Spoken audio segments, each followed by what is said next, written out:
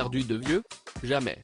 Le 2 juin 2022, Nicolas Perrac a sorti, non pas un nouvel album, mais son 4e roman inédit, intitulé Sans oublier qu'un jour on cesse d'aimer, paru aux éditions L'Archipel. Depuis toujours, jouer avec les mots est une passion folle pour l'auteur et chanteur, notamment connu pour son inoubliable So Far Away From Hell.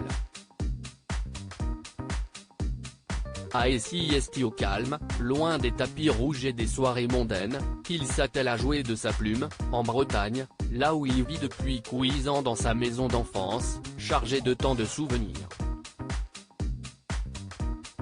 Je vis, tout simplement. Il avait posé le pied dans la ville de Montréal avant de ressentir, à la mort de son père, le besoin fou de retrouver ses racines. Je vis, tout simplement, explique-t-il dans les pages du magazine France Dimanche. Je me lève tôt. J'accompagne ma fille au lycée, j'écris tous les jours, je regarde des films, je marche beaucoup avec mon chien et je suis en concert, de temps à autre. Heureux auprès de Pascal depuis tant d'années, il avait effectivement adopté, avec elle, leur petite Sarah en Chine. Elle avait 20 mois à l'époque, la voilà grande adolescente.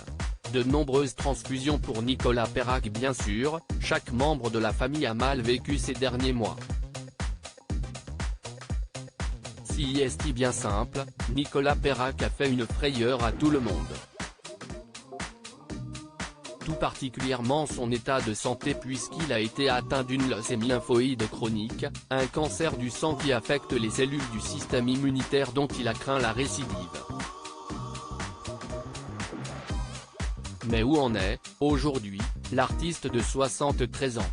Je suis en rémission complète après avoir fait 4 chimiothérapies, assure-t-il, toujours chez France Dimanche. J'ai eu ensuite une maladie auto-immune qui s'est traduite par une baisse anormale du taux d'hémoglobine, ce qui m'a valu de nombreuses transfusions. Mais désormais je vais mieux. J'ai juste un suivi régulier. Chacun peut donc, enfin, dormir sur ses 2 oreilles. Retrouvez l'interview intégrale de Nicolas Perrac dans le magazine France Dimanche du 10 novembre 2022.